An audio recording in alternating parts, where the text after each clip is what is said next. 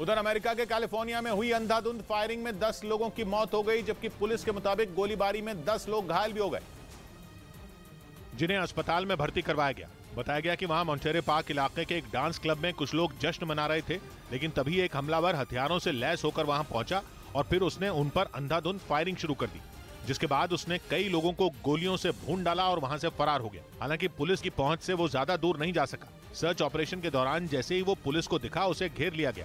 बताया गया कि पुलिस से खुद को घिरा देख हमलावर ने अपने आप को गोली मार ली, जिसमें उसकी मौत हो गई। इस बीच ब्राजील के राष्ट्रपति भवन में हुए हिंसक प्रदर्शन की वजह से वहां के आर्मी चीफ की नौकरी चली गई। ब्राजील के राष्ट्रपति लूला दा सिल्वा ने उन्हें पद से हटा दिया, क्योंकि आर्मी प्रमुख और उनके जवानों पर पूर्व राष्ट्रपति बोल्सोनारो के समर्थकों को न रोकने का आरोप लगा।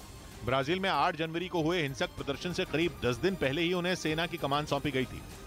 उधर खबर है कि रूस ने अफ्रीकी देश माली को सुखोई फाइटर जेट की सप्लाई की है। इसके साथ ही उसने मी-17 हेलीकॉप्टर भी माली को दिए, जिनका इस्तेमाल करके माली की सरकार वहां के विद्रोहियों से निपटेगी। रूस के सुखोई लड़ाकू विमानों को दुनिया के आधुनिक और खतरनाक विमानों में एक माना जाता है। यूक्रेन की जंग में भी रूस बड़े पैमाने पर इस फाइटर जेट का इस्तेमाल कर रहा है और उसने अब वही लड़ाकू विमान माली को भी दिए। खबर के मुताबिक रूस ने माली को 8 सुखोई लड़ाकू विमानों की सप्लाई की। इसके अलावा 2 मी-17 हेलीकॉप्टर भी दिए।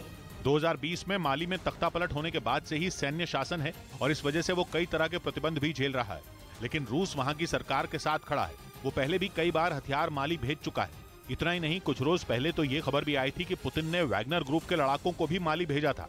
इधर पश्चिम बंगाल के मुर्शिदाबाद में नेताजी सुभाष चंद्र बोस की मूर्ति पर माला चढ़ाने के मुद्दे पर टीएमसी और all India forward block party के कार्यकर्ता आपस में भिड़ गए, जिसके बाद जमकर बवाल हुआ।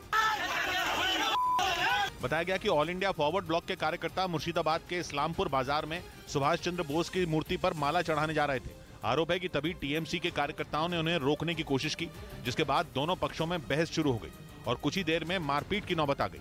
दोनों ही पार्टियों के समर्थकों ने एक दूसरे पर लाठियां भांजनी शुरू कर दी। बाद में पुलिस ने पहुंचकर मामले को शांत कराया। उधर खबर है कि पाकिस्तान के दक्षिणी सिंध प्रांत में इस्लाम धर्म कबूल नहीं करने पर एक शादीशुदा हिंदू महिला पर जुल्म ढाया गया।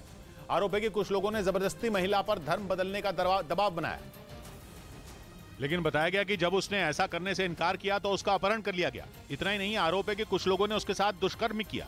हालांकि वो महिला किसी तरह से आरोपियों के चंगुल से भागने में कामयाब रही। इस बीच यूरेशियन टाइम्स नाम की वेबसाइट ने दावा किया कि रूस का एक लड़ाकू विमान आसमान में ही आग का गोला बन गया। बताया गया कि रूस का मिग-31 लड़ाकू विमान बेलारूस से उड़ान भरकर यूक्रेन की तरफ बढ़ रहा था, लेकिन तभी उसमें भीषण आग लग गई। खबर है कि रूस के मिग-31 फाइटर जेट ने उड़ान भरने के ठीक थोड़ी देर बाद आग पकड़ ली, जिसके बाद देखते ही देखते विमान आग का गोला बन गया। बताया गया कि मिग-31 के इंजन में खराबी आई थी, जिसकी वजह से उसमें आग लगी, लेकिन ये पहला मौका नहीं था जब रूस के लड़ाकू विमान में आग लगी हो। यूरेशियन टाइम्स के मुताबिक 1 महीना पहले भी रूस के मिग-31 में उड़ान भरने के दौरान ही आग लगी थी।